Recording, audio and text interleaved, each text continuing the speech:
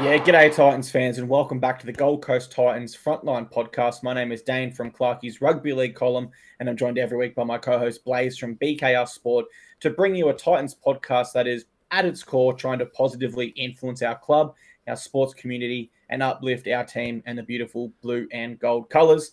A mixed week for the club. On one hand, we made our first ever grand final. On the other, we unfortunately lost that one to the Knights, but let's go to my co-host Blaze now, mate. First of all, how are you going? And broadly, how was grand final day? Because I know you were there. Yeah, I was there, man. Yeah, it was obviously not the result that we wanted to get, but super proud of the girls. You know, they're all lovely women who've tried their absolute best this season. No one thought that we would have any chance of making the grand final. Like I predicted us to win the grand final, but a lot of people will say that's bias. I genuinely knew we had a good team here, and we do have a good team here. And this team is building. I'm really excited for the future. Obviously, I was there. It was a crazy game. We'll talk about the men's game in just a few seconds as well. But you know, it was a crazy day. The atmosphere was wild. I was really impressed with the fact that we had a lot of Titans fans in attendance as well. Like obviously a miniature, but for the fact that we're a big distance away from Sydney, it was incredibly expensive. Not only was there the grand final day, but there was like a festival on at the time. It was school holidays. There was so many things happening in Sydney. So prices to get down there were actually through the roof. I know that someone, I think it was, I don't know if I should say it, but someone from our club actually had to go to Ballina and then fly from Ballina down there because it was just so expensive from the Gold Coast. And yeah, so I was really impressed to see as many Titans fans as I did there. We had one section on the Panther side of the field and another section where the families were on the Broncos side of the field. And, you know, I had messages from people all over saying how loud we were and they could hear me and, you know, that they really appreciated the atmosphere that we were trying to bring. And that's great because, of course, not a stadium that's built for atmosphere and sound. It's a stadium built for size. It's got 82,000 capacity. So it's very difficult to actually hear like a certain section of fans. But, you know, obviously we did a great job there. Really impressed with that. And look, we did lose by 6 points in our first ever grand final. We were actually leading with about, 10 minutes to go. So it's just a bit to make it up to magic. You know, I'm really impressed with how the Titans went about things for the most part. Obviously disagree with a few things here and there that we'll get into in a little bit. I don't believe Shaylee Bent lost that ball. She doesn't believe she lost that ball. I believe everyone on the planet besides Casey Badger believes that she was stripped there. But, you know, with that being said, I'm really impressed with how this season has gone down for the Gold Coast Titans women's team. And yeah, it was a great time to be alive on Sunday at the game because it wasn't just us that lost. It was our enemies from up the road as well. And I thought they were home for what it's worth. That was a very, very great grand final. We'll obviously break down the Titans one in depth in the future. Did you get there for the state championship, the first game as well? I did. I wasn't really thinking about it too much, though. You know, I was... Because obviously, I've still got my irks with the Brisbane Tigers after how the Burleigh Bears were treated. Obviously, for people who aren't aware, Burleigh Bears... were our feeder club this year, but then now the Broncos from next year. But the Burleigh Bears played the grand final against the Brisbane Tigers, and it was very dirty. There was a lot of officiating questions that people ask about it, and obviously Burleigh did lose that one. So I really had my irks with the Brisbane Tigers, and obviously the Rabbitohs, I don't really care too much about them. But with that being said, the Rabbitohs ran out pretty easily winners there. That wasn't really a surprise. I did think that they would when they had guys like Dean Hawkins, Blake Tough. You know, they had Tyrone Munro, who I think went for a hattie in that game as well. I think every game over the weekend on the grand final had a hat trick from a play. You had Tyrone Munro from the Rabbitohs, you had Jamie Chaplow for the Titans, and then you had Ezra Mann for the Broncos. So, you know, impressive weekend on an individual standing point from those. And actually, only one of those three teams won. So Tyrone Munro got the hat trick, the Rabbitohs won. Chapo got the hat trick, Titans lost, and Mann got the hat trick, Broncos lost. So it's pretty crazy. It's the first time on grand final day that three players from all different grades have scored a hat trick, and also the first time ever in NRL and NRLW combined history where two people scored a hat trick and both ended up on the losing side. That's never happened either, so it was very, very strange. Yeah, break down the state championship really quickly. Rabbitohs had the stronger lineup. You kind of knew they were going to win. They did exactly what they needed to do and won by 20. What happened to Corey Thompson for the Tigers? I did reach out to him on grand final day, actually, because I was wondering where he was. He had a wedding that he had planned all year for that weekend. So he obviously you're going to pick your wedding. It was his wedding? His wedding, yes. Oh, sure. Okay, yeah. Yeah, he said, I'm getting married. And I mean, I'm not even sure if his contract with the Tigers would have covered the state championship. Obviously he would sign for the Q Cup season, But this is completely separate to that. This is an NRL initiative, so I'm not sure how it all works, but you're going to go to your wedding over respect. The state championship doesn't mean too much. It's more of an exhibition game, if I'm absolutely honest. A quick word on the NRL Grand Final. How'd you see that one? Oh, beautiful. Oh, it was a beautiful game. Oh, what a game. What a time to be alive, especially with the fact that I was sitting in the Penrith section. It was just absolutely unbelievable, and I had the lucky opportunity to be able to go out into the field and when the players were running out and for the pre-game entertainment and whatnot. So if you guys haven't seen the vlog yet, check that out because it gets pretty crazy. And the Penrith section gets very crazy. For people who are living under a rock right now, didn't know what happened. At the 60th minute mark, pretty much everyone was saying the Broncos have won the premiership.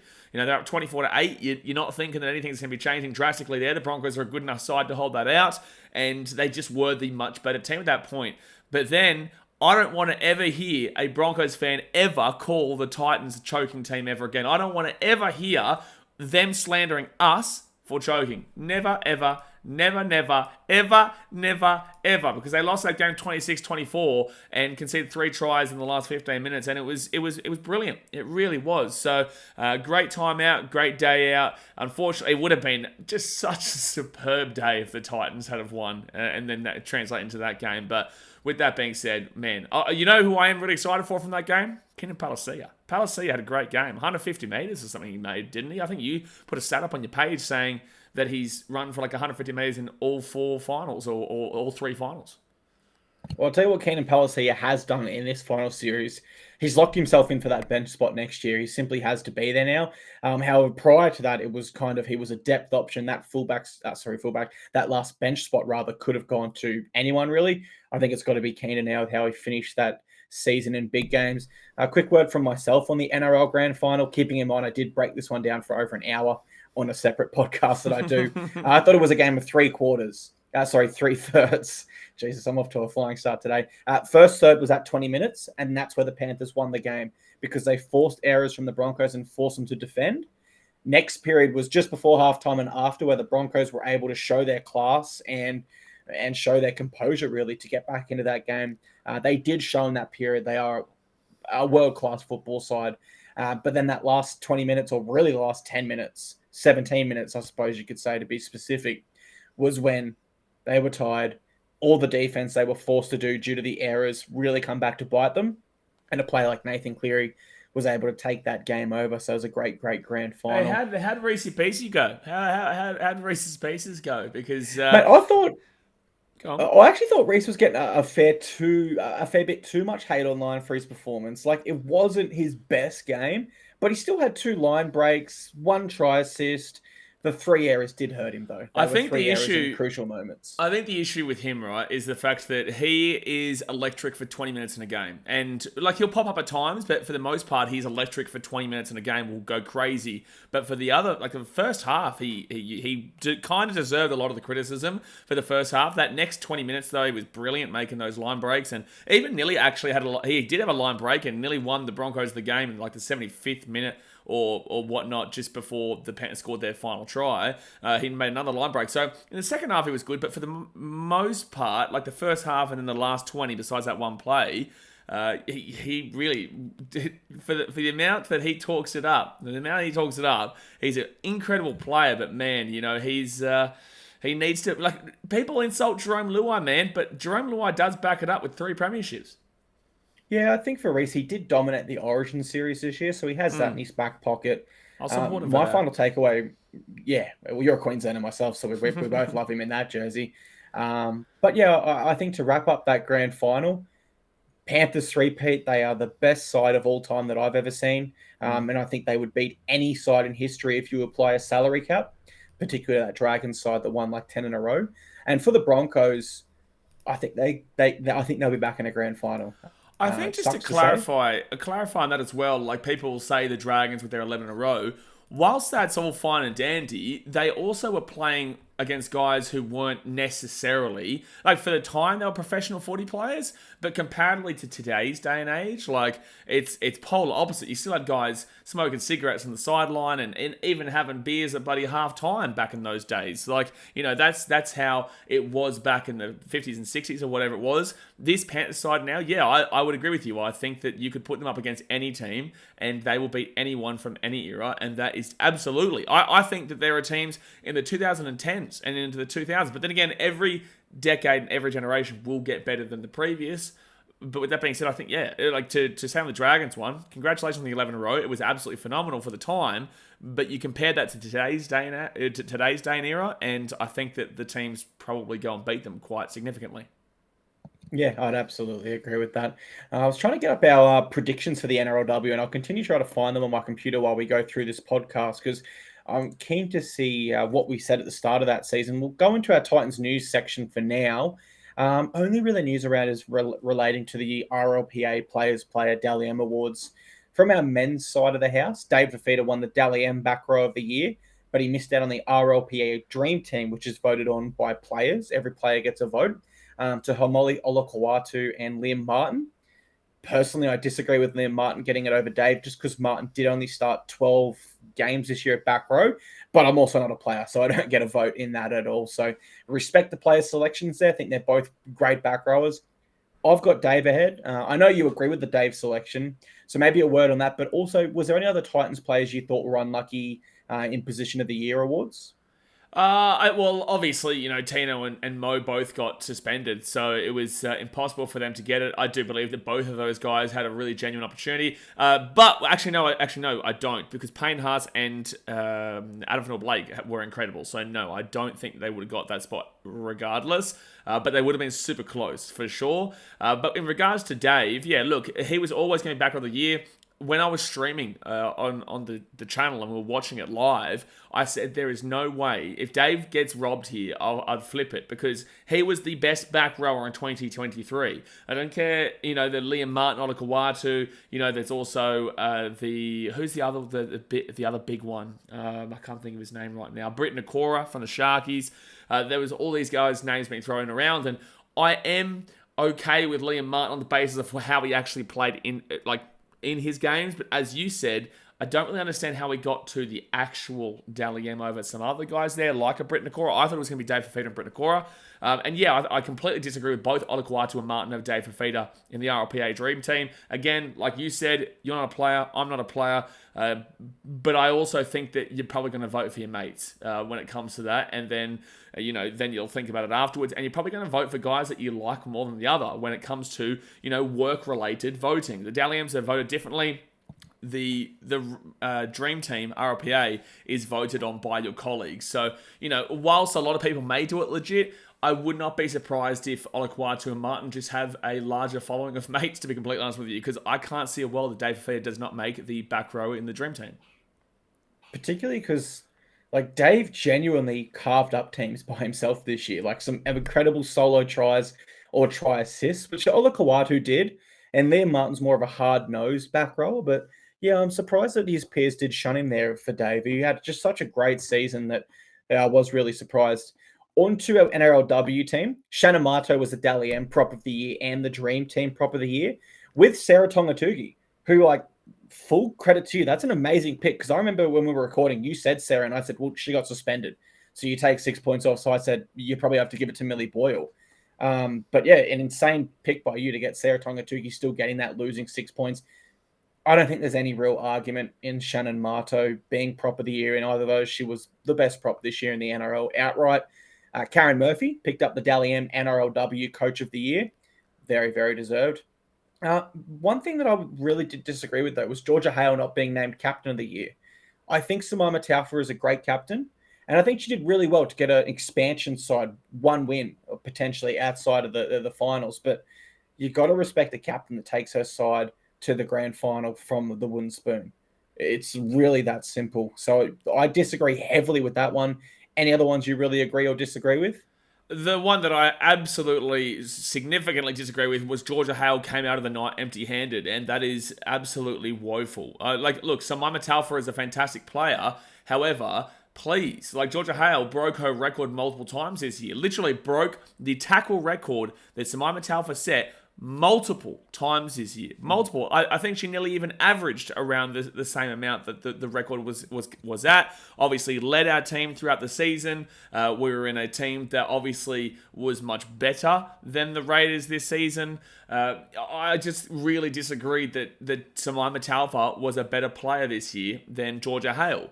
And I think that to her not to get captain of the year, which is actually on separate voting to the Dally M's and whatnot, because Jemima Taufa, she polled high, but I think that's because nobody around her was taking points off her. Captain of the year is very different, but with that being said, yeah, I think that Hale absolutely deserved both, to be completely honest with you, and I think that she should have been in with more of a shout, but it was just the other players taking points off her. In regards to, Tongatuki, yeah, she was unreal. I didn't... after you said that she got suspended, she lost 6 points, I was not expecting her to win. But with that being said, I did know that she, besides that 6 points, was one of the best front rowers in the game this year. She was incredible. But, Shannon Marto was the best. Absolutely. Really impressed with how Shannon Marto has gone about business this year. And I think that Jessica Ellison would have been in with a shout if they weren't both taking points off each other, because we had the best front row pairing in the comp. And Karen Murphy, that's an obvious one, man. That was so simple. Karen Murphy, first female coach to lead their team to a grand final, took us from last place to into the grand final, and really turned this team around. And we've signed all these players on long-term contracts. So, yeah, really excited for the future under Karen Murphy, and she absolutely deserved it. And the only other one I would offer is Jamie Chapman. I probably thought she had a better season than Isabel Kelly from the Roosters. I agree. But the Roosters did also score a bunch of points. Kelly is a leader in their group, so I get it. But I agree with you. The one I disagree with most with is, how is Georgia Hale not lock of the year? And if she's not lock of the year, how on God's green earth is she not captain of the year? I can't agree with that at all. Whilst I fully respect the process, I'm not trying to be controversial for the sake of it.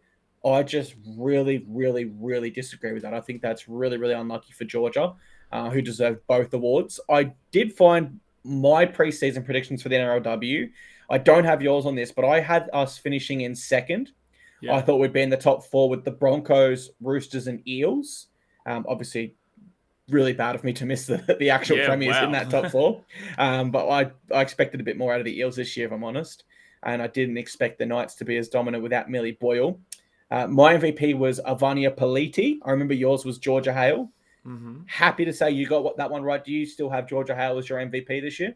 Yeah, Georgia Hale was my MVP this year. I remember I predicted us to come first. I think the Roosters second, Knights third, and fourth was the Broncos, if I'm not mistaken. Or it could have been third, Broncos, fourth, Knights. But I knew that... No, the Knights were third. Or...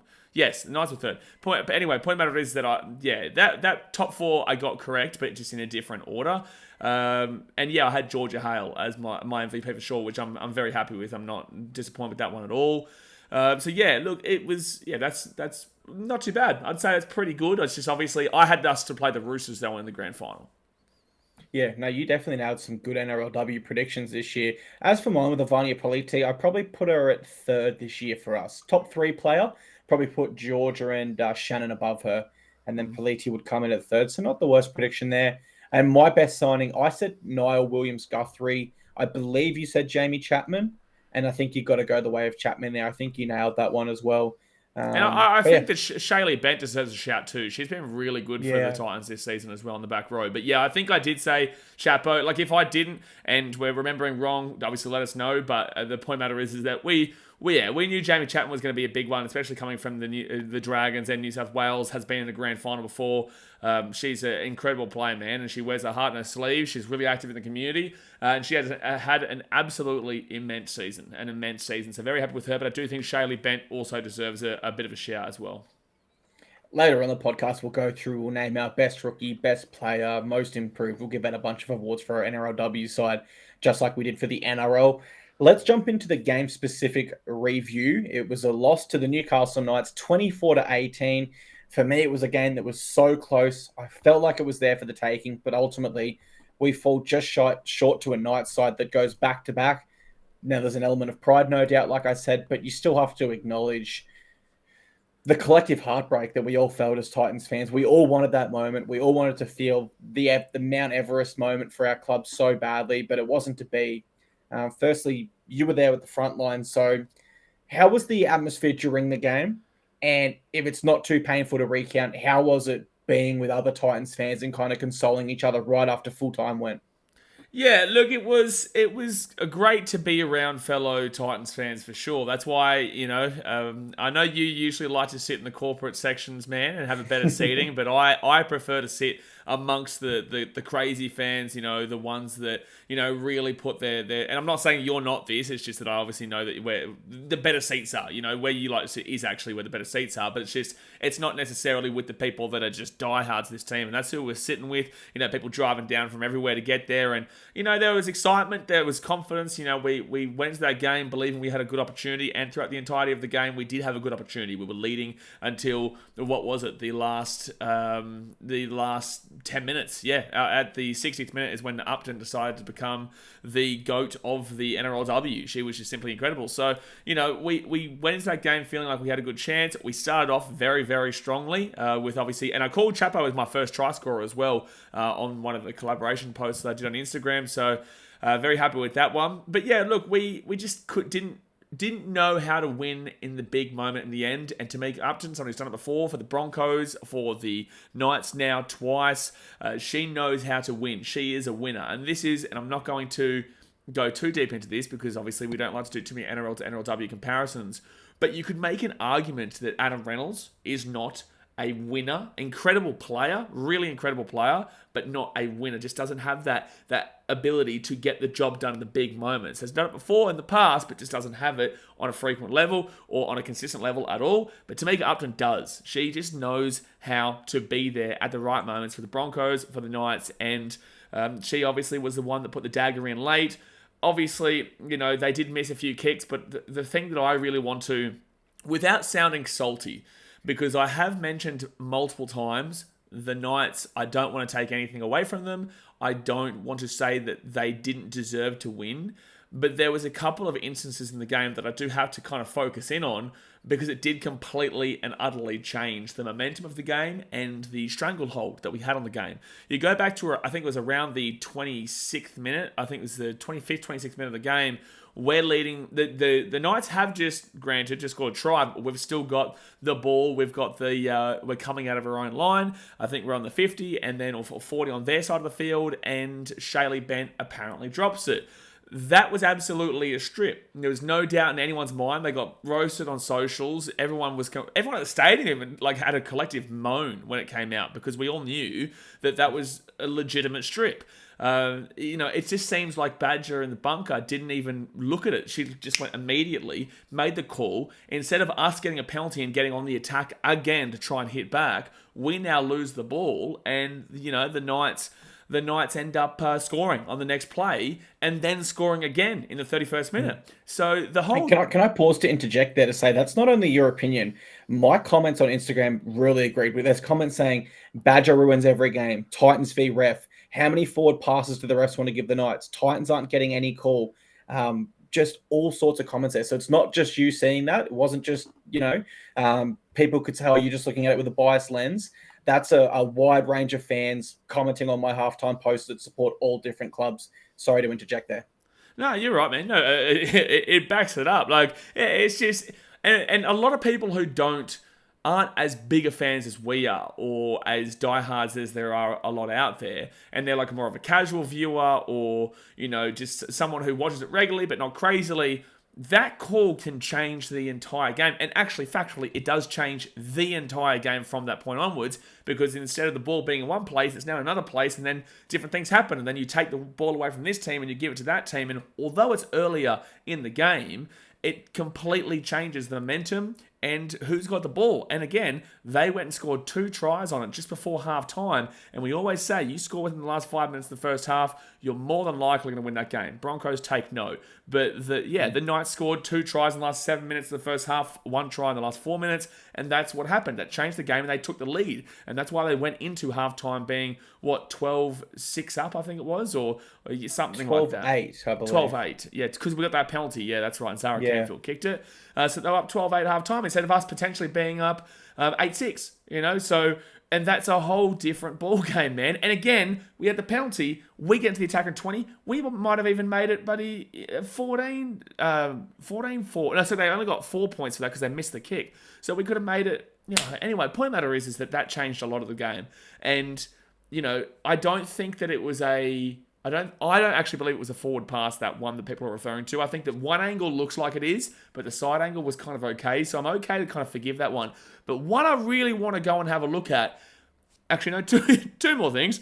One, the amount of time wasting that the Knights were clearly doing. It was so obvious. It was so obvious that they were deliberately time wasting and really just faking injury the entire game and getting straight back up and then running the next ball, which shows that it was a fake injury. And secondly, they were just all over the top of that. But the main thing, how was Southwell not binned for the elbow? How was she not binned for the elbow on one of our girls? I can't remember which girl it was, but I can't believe that there was no ramification for that at all. There was clearly, it was on Steph Hancock, that's right.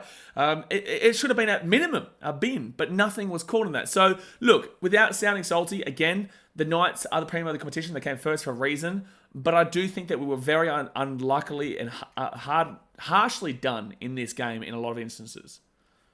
Man, I don't even know where to start because I agree with everything you said, and I've got even more to add to it. But I think the best place to start is with the Knights' injuries. Oh my God. At what point of the game as the referee do you take control of this? Because you play to the ref's whistle. You don't play to oh my God, I'm injured. I need to stop this game. I tell you why you don't do that, because Steph got elbowed in the face and she didn't do it. She played to the ref's whistle. Now, the stats that back that up, an NRLW game goes for 70 minutes. The ball was in play for 47 minutes. Just over one half of That's insane, man. That's actually wild. It's disgusting. It's absolutely disgusting. And that really did frustrate me. But I'll go to some of my points. For me, I start with their misconversions. They left 6 points on the table, and they were all in the first half. And I just felt with them continually missing those goals throughout the full 80, we were right in this. I'll be honest, I thought we executed my keys to victory really well, which in the previous show I kind of spoke and said I want to see us running slightly wider with our forward pack and tiring out theirs. We did a great job of that. The problem was it's hard to tire out another football side when the ball's in play half the time and the clock's still running and you're getting those breaks, which they were able to get a lot of. And I do wonder with the Heat if that was an intentional ploy by them. I do wonder if they spoke pre-game, hey, we're going to tire out in this Heat. We need to fake plenty of injuries today. Oh, there's no surprises there at all. They absolutely would have had the conversation because everyone was doing it. Southwell, the lock, I think is that Hannah Southwell the 13 or is Hannah Southwell the 7? Hannah Southwell 13, Jessie Southwell 7. Jessie Southwell's the 7. Yeah, so and Hannah Southwell was key in this. And again, she's key in the elbow as well with Steph Hancock, but she obviously really heavily influenced the fact that they would just constantly, because Belinda Sharp wasn't pulling it up. She wasn't stopping. She was just allowing it to happen. So, of course, if you're going to get that advantage, then you're going to keep going on with it. It's so hard, man, because I honestly feel like making a post on my pages right now, which I know will get good reach, and put up the fact the ball was in play for 47 minutes. Put up the fact that an elbow was ignored. Put up the fact that it was a clear strip that was ignored. But we're just going to look salty. And at the end of the day, it's not that the Knights didn't deserve their win. I think as a Titans fan more than anything, it's just disappointing knowing how close we come. And if any of these events change and go our way, we probably win the game. We made more meters than them. We made more post-contact meters. And we did cause them to miss a massive 45 tackles. We executed really well in those areas of the game. Our first 20 minutes was impeccable, and that resulted with the 8-0 score. I only wish with hindsight we could have scored maybe one more if I had known that the Knights were going to lay down and really milk that clock out. Defensively, for the most part as well, really, really sound. We only missed 16 tackles all game. That's 29 less than they missed, and we're up over a 91% efficiency rating. So they weren't ineffective tackles. Generally, with those defensive stats, you're going to win the game. For context, we missed 25 tackles against the Roosters, 9 more, and we held them to 0. And we averaged 26 this season. So we defended really, really well. Better than our averages, better than when we were holding a team to 0. So where did it all go wrong? We've spoken about some things we disagreed with, how we were better in all stats. I think, simply, and this sucks to say, they literally iced every single one of their opportunities. They did, there wasn't really a moment in that game where I was watching with my partner and I said, oh my God, thank God they missed that one, or that was a close one. They just seem to get everything go their way, right? Yeah, 100%. Yeah, particularly through Tamika Upton, Oh, yeah. particularly through her. I mean, 2 tries, 2 try assists, back-to-back premierships here, but she did also win back-to-back premierships with the Broncos back in the day. She is on a path to greatness, and it sucks to say, but I'm sure you'd admit she did carve us up towards the end of this one, right? Yeah, she definitely carved us up.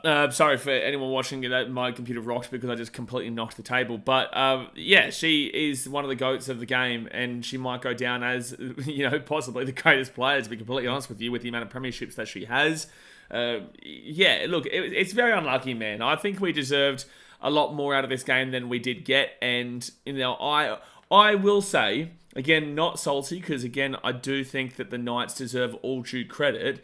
But I will say that if any of those, as you kind of said, if any of those things go our way rather than their way, Belinda Sharp picks up on the laying down, picks up on the strip, all these kind of different things, we do go on to win that game. And I think that we absolutely should be proud because we gave it everything against a really, really solid team who did... Look, another thing that comes down to is we had no experience and they've got experience. And that's what happens. It's very clear. In both the NRLW and in the NRL, both teams that were leading and then lost at the end were the 2 teams without the experience, and both teams that came back and won it in the end through Nathan Cleary and Tamika Upton were able to have the experience from a grand final literally last year. Panthers 4 years in a row, Knights last year. So I think it just came down to experience late on there, because I still think that although everything was going against us in those factors, we just didn't know... We would have had the ability to win the game. We absolutely did. And again, it came down to that last 10 minutes.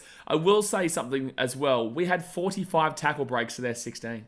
45 tackle breaks to their 16. That is absolutely insane. We had more run meters. They had more runs, so we were more productive with our run meters. We had more post-contact meters. They had 2 extra line breaks, but we were having an average set distance of 46.73 to their 42.37. Our kick return meters were much more than theirs as well. Honestly, we really did well. And I genuinely believe that these stats are saying that, probably should have won this game. It was a 50% possession as well. 81% completion rate to their 84, but it was just literally one set more. So I'm really proud of this effort. I think that with the team that we've got, I don't believe we're losing anyone really. I don't think we are. So I'm pretty excited for next year, and I think that we deserve more out of this game, and I think we worked hard for it, and I'm really proud. And honestly, to sum this up, I was so disappointed at full time. Now it's been able to sit. Life moves forward. Time heals all wounds, like they say. I'm so proud, man. We came so close to beating clearly the best side of the NRLW competition with back-to-back premierships there. And, I hate to draw on examples from the men's game when we talk NRLW. I like to pay the respect of like-for-like comparisons, but I couldn't find one that fitted the NRLW in this one, so I've got to give an NRL example.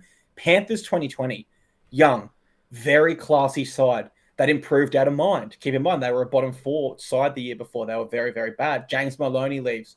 Question marks all around. We lost Talia Filmau, an experienced half like James Maloney. Didn't leave, but injured, out for the year. They lost in the 2020 grand final to the best side of that era and that time, and they were experienced in grand finals, and that was the Melbourne Storm. I view the Storm in that. Yes, and I view the Knights as kind of the Storm in respect to that comparison there. The Panthers have since gone on to dominate. They lost one. They learnt from what they did wrong. They came back and won it next year with the same, or mostly the same young side that actually got even more inexperienced. It was like James Tarmo, etc. So they got more inexperienced, but because they had that experience on the big day, they went on to dominate. Now, I see a lot of similarities between our side and that Panthers side, as well as that Storm side and this Knights side. And I truly believe, just like I thought we'd win this one, so take this with a grain of salt potentially, but I believe with my head and my heart, we will be back in the grand final next year and we will be winning it. I really believe that. I truly do. And I suspect you're the same. Absolutely. Yeah, there's no doubt in my mind. Like, I straight up will look you guys in the eye and say we will be in the grand final 2024 and we will win it. I genuinely believe it. We've got an incredible team here. They've got the experience now. We have the points in us now. We've shown that we can actually score points now, and we've got good defense. We've got solid defense. We just need to piece it all together. And Karen Murphy and Aaron Booth have done an incredible job with this team to really get them going forward and push them into where they are. And the NRLW is now moving into a more similar state of consistency, right? Because there's not just 1 year contracts anymore. It has been 1 year contracts for a long time, and now I think it's a maximum of 5 year contracts, and we've got a lot of these girls, I think, until a few years. So the point of the matter is that now, instead of just like the Parramatta Eels of last year getting gutted for talent, losing all their players and coming last after getting to the grand final, we now have pretty much the same team going into next year, and we can actually build through this team and then kind of maintain it. So I think that we've got a really good team going into the future for quite some time, and I genuinely believe that we'll be there on grand final day next year and we will win it. Yeah, I was really hopeful of finding which players we have got locked up long term, but it's not as easy to find that information. I was speaking to Dave Fafita, Shaylee Ben's partner. I love how I said Shaylee Ben's partner and not the player for our team. But I guess there we go. I was speaking to Dave before the game. It was actually on the vlog. And, I was saying to him, we have a genuine opportunity next year, if all things go right, to, at very minimum, have the Tweedhead Seagulls, because they're going to be absolute star-studded talent, considering they're our only feeder club next year. You can have a maximum of 10 NRL contract players, I believe, in the Host Plus Cup team. So we'll have 10 players there, and then they get there, plus the NRLW. Look, Dave, you've got the pressure on you to get us to the grand final too, because then we can have 3 teams in the grand final. That'd be pretty amazing. Obviously, I wouldn't be predicting us to come first next year in the men's, but the point of the matter is that the main thing that I take from this women's game and the women's season as a whole is that our mindset as a club has adjusted. The whole mindset has changed, and we now believe that this team can actually do something, and that we now believe that this club isn't just curse and isn't just, down in the dumps 24/7. We actually have the ability, despite all the common occurrences over the last ever on the Gold Coast, we have the ability now to actually go and win this thing. Because, one, I believe we should have won this game, but 2, I know that we're going to be winning it next season, and I'm really, really confident that that's going to have this one grand final will have a massive impact and influence on the entirety of the club. Hopefully the netball as well, because we didn't know we have netball teams on the Gold Coast Titans as well. So hopefully it has a massive impact all around. But yeah, it's going to be a really good next couple of years, and hopefully we've put ourselves in line with what Panthers were, 2020. It goes back to that old saying as well, you can't be what you don't see.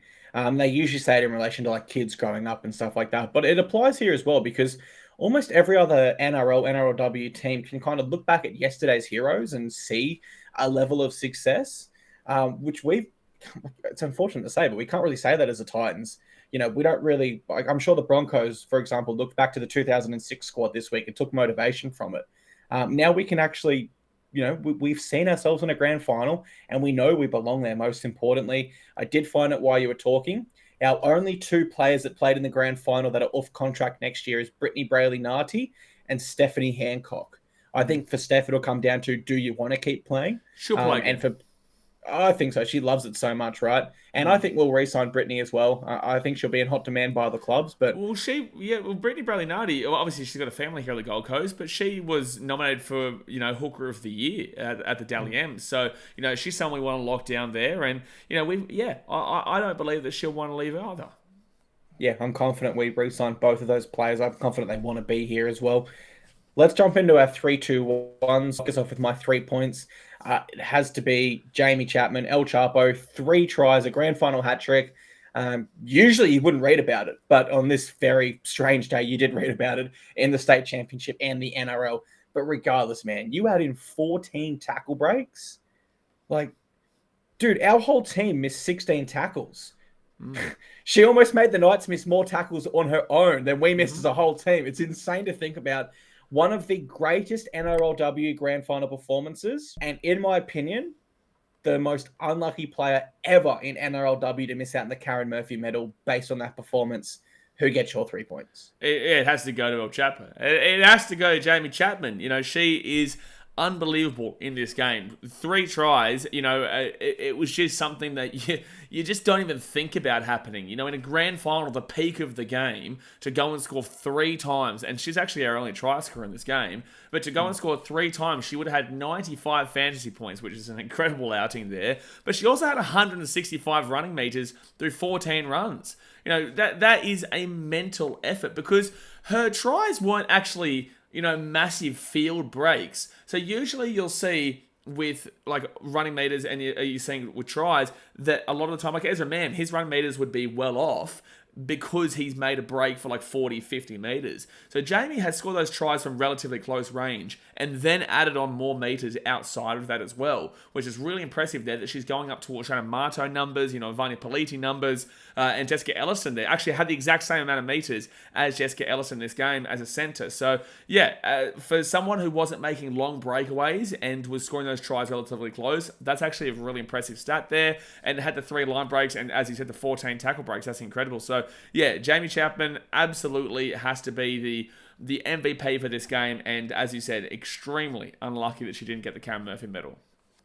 Just to add that context that I said one more time, we missed 16 tackles on every single Knights player. They missed 14 on just Jamie alone. Really, really insane. My 2 points goes to Lauren Brown. Just simply, Chapman doesn't score 3 without her. Lauren Brown's ball playing, composure, and experience in this grand final was on full display. She finishes with 3 try assists, and she also made 16 tackles and was handy for us in defense. So I've got Lozo for my 2 points, and who gets yours? It's going to be Lauren Brown again, as well. As you said, 3 line break assists, 3 try assists. She, with 7 runs, made 61 meters as well. So that's a pretty solid strike rate in regards to the meters that she's making as one of the halves. Really impressive, as you said, just to get that ball away to Chapo and to really be a leader in the team in the halves, which is what we've needed this year, because we struggled the first half of the year with 2 inexperienced halves. We then now have an inexperienced half alongside an experienced half, and that is obviously helping out Shante Kiriri-Ratu. Obviously a long way to come still for Shante, but Lauren is a really good influence for her, and this game is just proof, absolute proof, that Lauren Brown is who we want to, lead us into the future in the halves department. Now, obviously, Talia Fuimono coming in as well. That's an incredible halves pairing there of Lauren Brown and Talia Fuimono. So yeah, really impressed with Lauren Brown. That's definitely my 2 points in that game, and I'm very happy with how she's gone this year as a whole, especially moving from hooker to half. Yeah, completely agree. Very, very handy that she can play both as well, hooker and halfback. Gives us options. Well, actually, just before you move on here, just to give that extra option potentially, if, say, as we said just then, Brittany Bralignati does not re-sign and she does go elsewhere, you can think about putting Talia Fuimono into that position and Lauren Brown back into that number 9 if things did go down that way, or you put Shante as the 7. Would you say that Shante Kiriri-Ratu is more of a 7 or a 6? I'd say a 7 because that's where Karen started her this year in round 1. I think our round 1 spine actually was Brown at hooker, halfback Kiriri-Ratu, and hooker was Fuimono. Yeah. I'd say more of a halfback, and I'd put Talia at the 6 if we're talking worst case scenario and we do lose Brittany. You agree with that? Yeah, I'd say if we lost Brittany, then, and which is not what we want, by the way, we're just kind of throwing out the hypothetical here, but you probably would put, unless we sign somebody else, you would put Lauren Brown to the 9, you would put Shante into the 7, and then you would put Talia into the 6, yeah.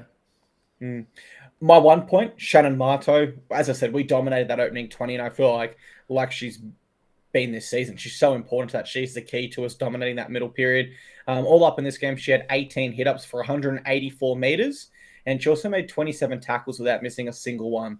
So it's a really, really great effort by Shannon there in the middle. Who are you going to go for your 1 point? I'm going to go the same, man. Yeah, you got it. There's a bit of an obvious one this week, wasn't it? Yeah, all 3, it's pretty obvious. 184 running meters.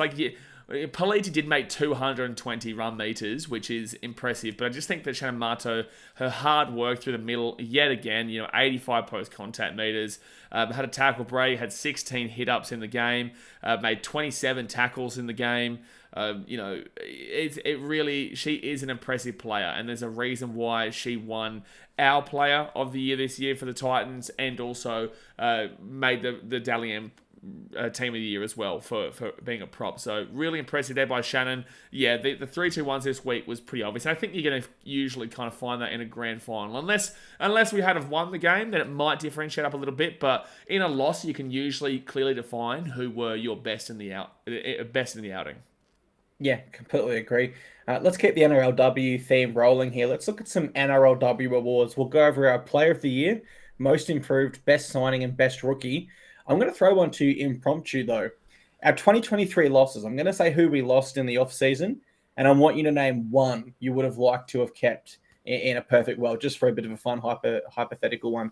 Tasman Gray, Jasmine Peters, Maddie Bartlett, Roxy Murdoch-Masilla, Emily Curtin, Arpy Nichols, April Natu Puna, Jataya Faifua, Tiana Rafstron-Smith, and Grace Griffin. If you could go back in time and keep one of those players, does anyone jump out to you right away? Did you say Destiny Brill there? Was she there last year or the year before?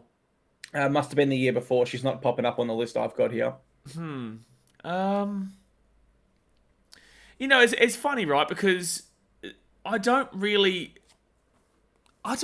know if I would. Like Tiana Rafstron-Smith was great for the Cowboys, but I think our team, it shows that we've just got a really good team, because I'm not really looking at that list and saying that... I can only look at Jasmine Gray, because she did win the Women's Origins MVP award at the back row, and I'm thinking she would have been really handy. So, yeah, look, I can say, I would agree with that one there. I think that Zara Canfield, look, she's had a fine season. She's done what she's needed to do, but I think that you could utilise her off the bench actually better than kind of where she's at right now. And I think, Tasman Gray and Shaylee Benton, that back row would be a pretty incredible back row. It's a tough question. I didn't mean it in the way of which of our players need replacing. It was purely just... Well, I'm just trying to find a way to get her into the team. Exactly. That, yeah. It's so hard to look at a grand final team and think, let's replace this person, because they all deserve to be there, right? But an interesting one for our listeners to play at home. Have a think about our list and think out of interest who you might have loved to have kept. Comment in the YouTube comment so that we can see it for next week. Yeah, good call. That'd be a really good one to go over next week. And do the same for these end-of-season awards, actually. Let's get everyone to play along at home. I'll go to you to start it off. Our Player of the Year, who are you going to lock in for that award? Is it really a question? Do you really need to ask me this one? Because it's pretty obvious, man. Georgia Hale, I predicted her as my MVP at the beginning of the year. I think that she was our real solid core leader. Obviously we did have the likes of Shannon Marto there, and Ivania Politi was incredible as the fullback as well. But Lauren Brown stood up as well as a leader. But I just can't look past what Georgia Hale has done here for this team this year. She's broken records. She got harshly done at the Dally M's. I think that she just suffered because she's around so many quality players this year. But with that being said, you go and have a look at the Knights, and Tamika Upton still got the points despite being around a lot of quality players. So, I don't know about that. But Georgia Hale, for me, definitely the MVP. I thought she was incredible this year. The only problem I can see with the Dally M's is that Georgia Hale isn't really a tackle breaker. She's more of a ball facilitator, whereas Samara Taufa is more of a runner. But, 106 metres average, still over 100 metres for a forward in 70 minutes. Sorry to interrupt you, but with that being said, she had 150 more tackles than the next best. Yeah. Throughout the season. It was crazy. I've got her highest this season was 56. She's also 57. She made 56 on another occasion and 55. I believe the record was either 54 or 55 from Taufa when she was with the Eels. It was 52, wasn't it? 52. Okay. In that instance, she's broken it outright 3 times. And she'd hold first, second, third. Taufa would hold fourth. And Georgia Hale in this season would hold 5th as well with 50 tackles. Do you know what I mean, bro? We're talking NRLW history. 4 out of the top 5 tackles made in a game is held by one person, achieved in a single year. So it goes without saying she is my Player of the Year as well. Not only for her defending and statistically being the best defender of all time in NRLW history and breaking records, but also her leadership, a really, really great part of her game. She talks well. She represents the club well. She gets the message across to players. She's experienced. Everyone respects her in the game and around our club. I cannot speak highly enough about Georgia. So she is my Titans NRLW Player of the Year. Let's go to most improved. I'll kick us off here. This is really hard for me because the changeover in our squad was quite minimal. Yeah. Quite significant. Yeah. Which I was going to say, wait a second. We had a whole heap of new players this year, man. I don't know what you're talking about. Yeah, I have the opposite in my notes. I don't know what happened there. It was a bit of a brain fart, just like the Hufanga call from a few weeks ago. So because we did have that big changeover of players and it was significant, like you said, it was hard because, it's hard to look at last year and this year and pick out the player that improved most for us. But I was able to single out Jessica Elliston. Last year, Steph and Shannon Marto were predominantly our starting props. And I thought that Jess, last year she was a great bench addition that really came off and brought some oomph. This year, she's absolutely established herself as an out-and-out starting prop in the league. Like, you'd never look at Jess now and think, we need to bring her off the bench. She is absolutely a starter there alongside Shannon Marto. So she gets my most improved award. Are you going to go someone else, or have you got it as Jess as well? No, I think it does have to go to Jessica Ellison. I think that she really lays her heart on her sleeve. She is an amazing person for this club. She's an entertainer. She's got a great personality, and she's a romper on the field, man. Absolute romper on the field. She's got a lot of very similar stats across her games to Shannon Marto. You look at this game here in the grand final. Shannon Marto had 184 running meters from 18 runs, while Jess Elliston had a minute less, but 14 runs for 165 meters. So, and then you go and have a look through all the other stats, and they're all very, very, very similar. So, when we're giving such positive recommendations to Shannon, you also have to shout at Jessica Elliston. And I think that, as you said, has really cemented herself as one of the best front rowers in the entire game of the NRLW right now, alongside Shannon Marto. I've said this pretty much every week for the last probably 7-8 weeks. We have the best front row duo in the NRLW, and I refuse to listen otherwise. Like, the stats speak for themselves, the performances speak for themselves, and Jessica Ellison has had a great year for the Titans. So I think she's been the most improved. Perfect call right there. I think a lot of people will agree with that one. Let's go best signing. I'll go to you first. Was it Shaylee Bent, Jamie Chapman, Emily Bass, Danny Parisi, Caitlin Phillips, Talia Fuimayano, Niall Williams-Guthrie. And then we have some other signings this year, such as like Riley and Destiny, but they didn't come from another NRL club. So I think we should cut the list there. Who gets your best signing award? Yeah, look, I think that just to kind of mention a few as well, Emily and Talia were both incredibly unlucky through injury, specifically Talia, but Emily also had a very, very mixed year in regards to being able to actually get it out onto the field. And we all know that Talia didn't play past the first 30-odd minutes against the Cowboys in round one. So we haven't really been able to see her. But I believe that Talia had an incredible opportunity to get it, but I can't go past Jamie Chapman. She scored 2 hat-tricks for us this season. She has been, I think she kind of got off to a relatively slow start. Like, she was still adjusting to the Gold Coast, but then absolutely started pumping home. And as I just said, in the last 4 weeks, she scored 2 hat-tricks because there was, in between the Eels game and the grand final, there was only 2 games, and that was the Raiders down there in Canberra, and then there was the next game, which was the Roosters game. Did she score? She would have had to have scored a try in that Raiders game, yeah? Which play was that? Sorry, I was Googling something. Oh, cool. Yep, just talking to myself over here. Jamie Chapman. In the Raiders game? I can't remember off the top of my head. I'm not too sure. Yeah. Let me add to my Googling of what I'm already Googling. Well, yeah, Google the Google, and at least now he's listening to me, folks.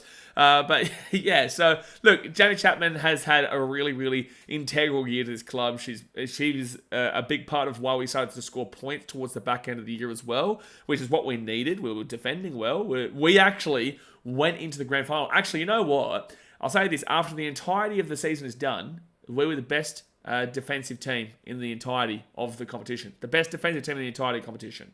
Because we were above the Knights by about 17 or so points, I believe it was, going into that grand final in regards to conceded less points, 17. And we've come out of it. We've only lost by 6, which means it's an 11-point difference there on the same amount of games. And then when it was the Roosters, we beat them out because we obviously beat them last week and had a better point defense post last week against them. So yeah, we ended up being the best defensive team in the competition this year. Yeah, we nailed this year. And sorry, usually I am listening whilst I'm Googling. Jamie Chapman did score in that game. Yeah. What I actually got lost onto, and I was just confirming it, man, we made the freaking grand final, man, losing an Origin winger and Emily Bass and a Gillaroo in the first 30 minutes of our season. Yeah. And I was just Googling everything to make sure I hadn't mistaken that in my head. Like, wow, man, what an effort. Yeah. What an effort. Like, with respect to that Knights side, man, if you take either of their wingers out, they're both great wingers, but let's say Jasmine Strange, you take her out, and then you take out their key half, which would be Jessie Southwell. Yeah. There's no way they make the grand final like we did. There's no way it's even competitive. We would romp them. Man, I can't believe it. I'm so confident we win next year. We're winning the comp next year. We're winning the comp next year. Say it with me. We are winning the comp. We are winning the comp next year. And I'm so sorry I went off on a daydream there thinking about it. But seriously, yeah, I'm just so impressed at what we were able to do and so excited for the future. Best rookie. Now, I could have won a few different ways with this. I have to give honourable mentions, of course, to Riley Jorgensen and Destiny Minos-Sinapati. But I went the way of Shante Kirioratu. Just because she did play all 11 games this year, it was her debut season and they were all in the spine, which I think you really have to do respect. It's the toughest position to play in the halves in the NRLW. And the fact she did it as a teenager in her rookie year and played the whole season there and got to a grand final, I locked her in for my rookie of the year, but you could go a different way. Are you going to go a different way with your pick? I think that this has been a really good year for Shante in regards to the experience. I don't think the grand final was one of her better games, that's for sure. I think that she's had a lot better games throughout the season. But with that being said, I think that she will learn a significant amount from that game. I do really want to say, though, that Riley Jorgensen this year has been exceptional in regards to bringing that energy and that vibe and that tackle, the real big hit that gets us on the front foot. You can't miss her in that pink headgear, and she just throws her body at the line. Maybe wasn't her greatest in the grand final, but again, you can throw that down to experience and being in front of 40,000 people, which these women are not used to being in front of. Again, we've now got that experience of playing on the big stage. These girls have it. We play the Knights next year. I tell you what, we win because we've now got that experience. And these debutantes that we've had, and the Titans posted this on their Instagram today, actually. We had so many debutantes for this team this year. So damn well many. And I think that Riley has had a great year for us and she's been really impactful. And then Destiny Minos-Sinapati as well. She has had such a quality year that I nearly want to say her. I do nearly want to say after the entirety of the season is done, I think that I do want to say that our rookie of the year would be... who do I go? No, you know what? I am going to say Riley. I'm going to say Riley is my rookie of the year. I think that she, across the entirety of the season, has had such a drastic impact on the vibe and energy of this team. Yeah, I think Riley's ceiling, based on what I've seen in her rookie season, is higher than Shantae's. Like, I can see a world where Riley is genuinely like one of the best back rowers in the NRLW in a few years. Yeah. And an out-and-out starter with the amount of energy she brought off the bench. So I think it's a great selection as well. And I think Destiny Minos-Sinapati is also a great shout there. She was awesome on the wing for us. And realistically, given Karina Brown is a former Gillaroo and Origin player, you could make the argument that it was Destiny holding Emily Bass out of that spot as well. So yeah, that does wrap up our NRLW awards. We're going to switch back to the men's side of the house now. We're going to go to our usual Q&A section. This time we've got one sent in from a listener, and we're also going to go through a question Blaze posed to Titans fans across Facebook earlier this year. But our question comes from the Gold Coast Titans Frontline Podcast. That's a group on Facebook. You can join if you're a Titans fan and talk all things Titans there. It comes from Jesse Shields, and he says, if Isaac Liu retires in the 2025, should Tino move to lock and then Joel off to starting prop alongside Fotuaika? Then you would have Chris Randall and Policia coming off the bench for our prop backup. my first point, I think Isaac News off contract at the end of this year, not That's what I was 2024. going to say. That's what I was looking confused about, because I was like, I don't believe he's signed for another 2 more years.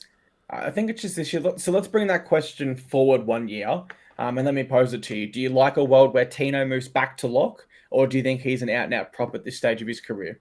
I would prefer to look elsewhere for the 13. I actually had this conversation with Justin last year, mid last year, and actually, funnily enough, I'm not saying that I'm the reason for it, but post-conversation, that's when Tino was moved to the front row. Again, maybe, you know what, I should be the coach at this point, you know?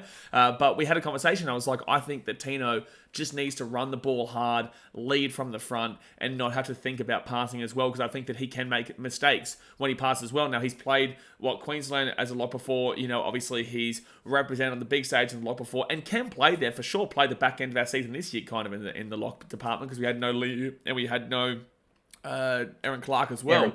So, you know, I think he can do it, but I do think that he is one of the best front rowers in the game. I think he's the third best front rower in the game after 2023, behind Adam Van Orbeek and Payne Haas. And I think that his ceiling is even higher. But I think that you probably, either you go with Aaron, or you go Jacob Alec, or you do look to the market for a pure 13, because I would prefer to keep this team intact and not mess up what Tino does now, is what I'd say. I think it's a great question by Jesse, but I do agree with you. I think Tino at lock reminds me of when Joseph Tarpany plays there for the Kiwis. They're more or less saying, we're going to come up the middle and we're going to play 3 forwards at you. And I just think if you look at what it takes to be a successful team in the NRL, let's go to the top 4 this year. Panthers, Isaiah Yeo, ball-playing lock. Broncos, Patrick Carrigan, same story. Storm, Joshua King, not so much. But Warriors, Tohu Harris, ball-playing lock. So that's a 75% strike rate of the top 4 sides having a ball-playing lock. And if you look broadly across the competition at other successful teams, Cameron Murray's, Victor Radley's, you could go on and on and on. The key theme is you need to have someone who can link with the halves.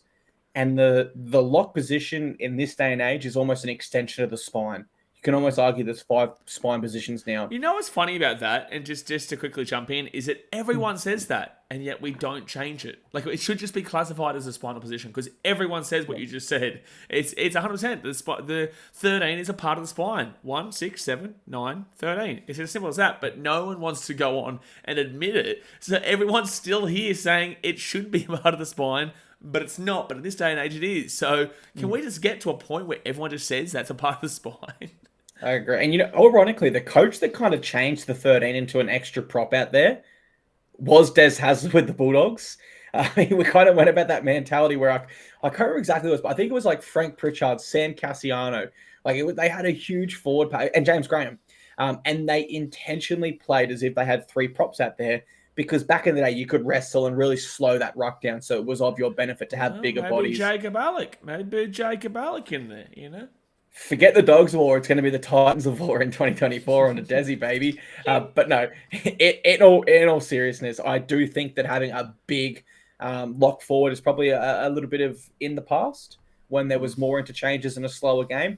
Now with 6 to go, less interchange. I think you need a mobile lock forward, which we have in Aaron Clark. But great question there. Great food for thought there from Jesse. Now, I'm going to read out the question you posed all over. This is all over all Titans groups on Facebook. And it was posted on September 19th, about 2 weeks ago now. And it just simply said, out of all our games in 2023, what was your favorite to watch and why? I've had to scroll through a lot of the comments. Let's talk about some now. The key one I'm seeing is the Broncos win. That jumps out to me as our best win. Is it your best win as well?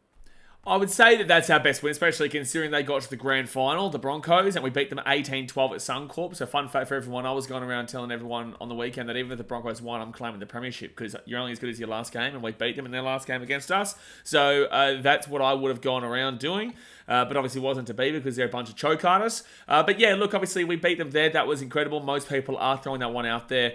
It was a defensive effort. We had no Tino in that game. It was the week after Justin Holbrook got sacked. Obviously, we had had Jimmy Lenahan's first game as a coach there. We're going into a Broncos team that was flying on all cylinders. We ended up getting Reece Walsh suspended in that game too. Derailing his Dally M potential season, so that's even better. So Reese's Pieces, how you going there? But yeah, look, overall, the Broncos game on a pure result basis, you're probably going to be saying that's our best win. You do have to look. Isaac Van Zanten has said mine would be Magic Round, Titans versus the Eels. Only one goal for the Titans out of all of us. That went great atmosphere, and it was just a great game to watch and be at. I agree as well in regards to that because obviously I was there and the atmosphere was brilliant. Obviously it was Magic Round, so there was fans of all other teams. We had the Roosters, Cowboys that day as well, but the Cowboys got a massive surprise win and we were the underdogs as well. And then the other game was it was an awful game. Oh no, it was Tigers Dragons. So yes, it was an awful game. But yeah, that was a really important one for us at the time. Loffy had a breakout. Foz again, he that was his first really big game for us, and in that jersey we're actually undefeated, and he scored 5 tries in that jersey across 2 games this year. So let's just have that as our jersey all year long in 2024. Or just get him in it. Yeah, or just get him in it. You know what, boys, home game, you guys can wear the home kit. Foz, you're in that kit, the Magic Round kit. Away game, boys, you're in the away kit. Foz, you're in the Magic Round kit, mate. So listen, that's just how it's gonna be. But yeah, I think those two, and then a third one to kind of throw out there would be the Cowboys game at home that ultimately ended their season and kind of kept us in the season at the time. Obviously, we had the Warriors the next week, and those are the 3 ones that I'm really looking at here for the most part. But some clown has said the last one when the season finally ended. Yeah. No need for that. Bit of trivia. When was the last time? Do you know off the top of your head, when was the last time we won a round 1 game besides this year? Canberra 2018? Yep, nailed it. Yeah, so no one actually said this game, but I'd like to offer the Tigers game in round 1 at Leichhardt Oval, just because we didn't know how good the Tigers were. Not to be disrespectful to the Tigers, we didn't know how bad they were going to be more so at that point of the season. They did have some good signings, as did we, and it was a bit of a coin flip game. So it was really, really nice to get that win in round 1 there and break that losing streak. Jared Cornish from our Facebook group, he threw up our round 3 win over the Storm. He said it was one of the most entertaining games, showcased the Titans' attacking flair. We muscled up, mentally resilient in the game. Plus, at this stage, the dreams of a maiden premiership were still alive. So actually, this has to be my highlight. You know what? A big one here, and that I didn't even think about until I just read it, was from Anthony Dowell. And he says Titans beating Manly at Brookvale. And the reason why that was so significant for mine was due to the fact that, one, we won 13 plus, but it was the result the week beforehand that we needed to bounce back from, because the week beforehand was the game against the Dolphins at Suncorp. So we needed to go into that game and prove to our fans that we weren't just taking money from the club and playing without any soul, without any culture, without any care factor. And they went and they flogged Manly at Brookvale, and it was a cold night, it was raining a little bit, and I think that was a really, really important win for us for sure. And even in that game, 10 minutes after half-time, Sean kept and then they kicked a penalty goal 5 minutes later. Which actually was what derailed their game. They probably, I'm not going to say they probably would have won the game, but well, look, you can forgive me after having to watch that Dolphins game the week before, but at that point they had massive momentum and they chose to go for the 2, and I think they were down by 10. So it made like 8 points or something. It was so strange. It was so damn well strange. But yeah, that's kind of what derailed that game for them. And then we kind of pulled away. But you guys can forgive me for thinking that we probably would have thrown that game away if they would have gone for the try instead. I mean, after what we saw the week before against the Dolphins, I'd say that would have been short priced. And I did see a bit of a rumor, a stat there that Tanner Boyd kicked 2 out of 5 that night. No. That's simply not true. It's not true. I don't know what the NRL's... How many times... Listen here, Clarkey. I don't know how many times I got to tell you this. Tanner Boyd does not miss. All right? Tanner Boyd does not miss. It's simple. It's not hard. Do I need to say it even clearer? Tanner Boyd does not miss, with a little bit of an Italian spin there. So, listen, I don't know what stats you're looking at. Well, I've had to tell you many times this year. I'm telling you again. Well, you definitely tell the listeners as well. But Tanner Boyd, underrated, man. I was on Facebook the other day, and someone threw out a take at me saying one of our former players, Toby Sexton, will be a top 5 halfback in the league next year, they said. And I said, look, respectfully to Toby, he's a really handy player. I think he'll help the Bulldogs next year. But I said top 5, and I listed all the halfbacks that are ahead of him. That's why I laugh. I love Tobes, but come on, man. Yeah, like you just got to be realistic, right? Like there's just no way he's overtaking a bunch of players in one season to be considered top 5. And I in that list of players ahead of him right now, I put Tanner Boyd, and a lot of people commented he really tried to sneak Tanner in there. Tanner Boyd's no good. Toby's way better than Tanner, and it's like, okay, why weren't you our coach then? Because Tanner is clearly better at this stage.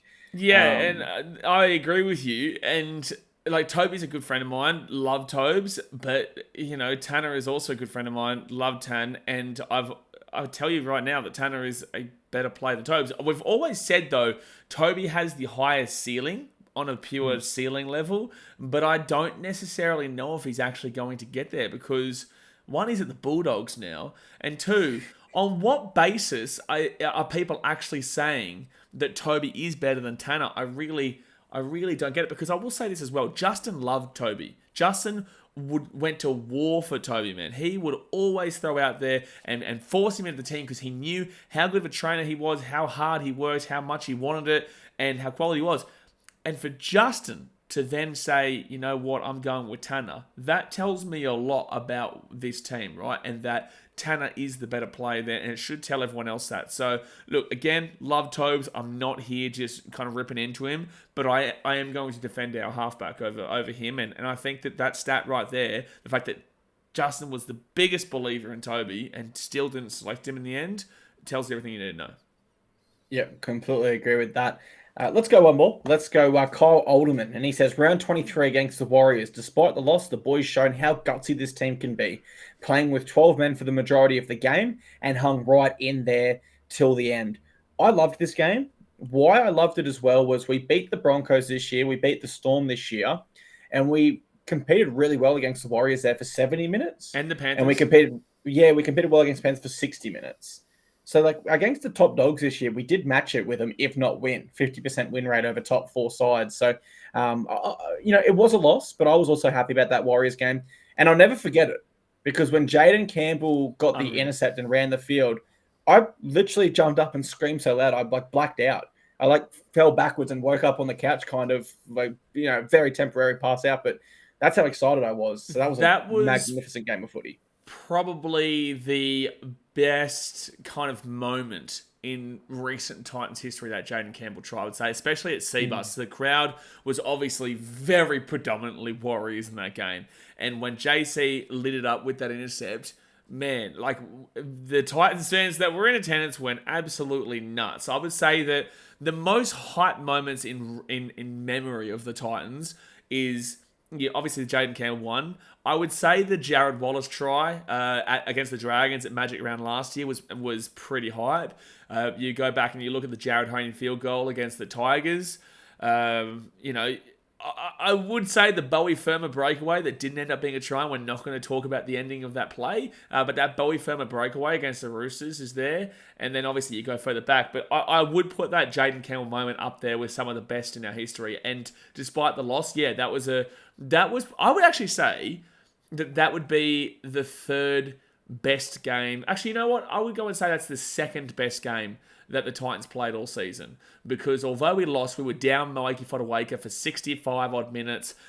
Controversial at that as well. 65-odd minutes, and yet we took it to the team. And we're tying with them, despite being down by 12 points early in the second half. We then still tied with them at the 73rd minute before getting tied, because we were down a man for 60-odd minutes, 70 minutes. So, yeah, I'd say that my top 3, 1, Broncos at Suncorp, 2, Warriors despite the loss, and then 3, I will probably say, was Manly, for what I said before, that it was a very important mentally game. I'll go with your top 2. For my third, I'll go Cowboys. It was between Manly and Cowboys. We just needed a win at that point. I was so sick of losing tight ones, so that was an awesome win as well there. For what it's worth, my top hype moment that I've been in the crowd at Seabus for, I think was 2014 round 26 when Aiden Caesar Bulldogs. kicked the field goal. Yeah, that game. We were I think down it was Aiden 18-0 in Caesar. that game, and we won 9-18. Yeah. Yep, that was a really loud moment in the crowd. I remember Bulldogs fans trying to fight me after. Welcome to Bulldogs fan, man. Well, dude, I know you know about that. But I was like 17 at the time. I was with mates. And they don't care, man. They don't care if you're 5, 10, 20, 50, 80. They want to biffo you regardless, win, lose, or draw, mate. That's Bulldogs fans for you. And I remember as they were leaving quite angrily, I said, well, that's your finals footy done, because it didn't look like they were going to do much. They still made the grand final, to be fair. So, and then got robbed by the Rabbitohs. Yeah, well, they got the last laugh in that regard, but we got the win. That's all that mattered at the time. Awesome episode. That was a really fun one. And of course, although now our NRLW season is over as well, we will continue the podcast and come up with some interesting discussions. We might do some player interviews. Still nothing 100% set in stone, other that we will be trying our best to keep the podcast consistent for you all. So I want to say thank you very much. We will be back next week to do a full breakdown of our NRLW season. We'll go game by game or section by section, break it all down, where it went right, where it went wrong, where we need to be better next year. And that'll be at its regular time as these were. So that's all from myself. Again, thank you very much. And over to you, Blaze, for the final word. Yeah, look, it was an awesome season, guys, and obviously this is the end of the actual pure Titans, live rugby league coverage, because obviously the men's is already done and the women's is done. Now the whole game of the NRL is done. We've got the Pacific Championships coming up, which we can actually cover some of that too with our Titans girls, actually, because we've got some girls playing for Samoa, Australia, New Zealand. We've got Davey's injured, but we've got a couple of the boys playing. Tino's playing for Australia. We've got, I think Fodawaker is playing for Tonga. Yep, Tonga. Keanu Kinney is playing for New Zealand. How good is that? Yeah, we've got some Titans to talk about. That's going to be fun on the podcast over the next few weeks. Yeah, so it's like, and that kind of gets you through until mid-November, and then it's kind of preseason starting then. You're then starting to get back into preseason, so there's not actually. And if not, there's the BBL team that we both go for, the Gold Coast Heat, so that'll be good to support them as well. Go the Gold Coast Heat and the Gold Coast Raw. But yeah, look, that's obviously us done here for today, guys. Obviously, hit that thumbs up button, subscribe if you're new around here. We appreciate you. Yeah, I think that, obviously we can do a draft at some stage, which we've done before, but like a Titans draft all time, us going against each other. There's a quiz that we were talking about that we could do. I think I did pretty well today, actually. You asked me a random, obscure question of when was our last round one win, and I just went bang and got it. So I think Clarkey's starting to freak out. I think he's, I think he's starting to freak out. But we'll obviously do that in the coming weeks. But we will see you guys next time. We can't even make like a joke at the end of this podcast now because we've got no one we're playing. We've got no one we're playing this week. So that's all from us. And we're going to be winning the grand final in 2024. Tweed, women's, men's, slap. Premiership muscle. Slap.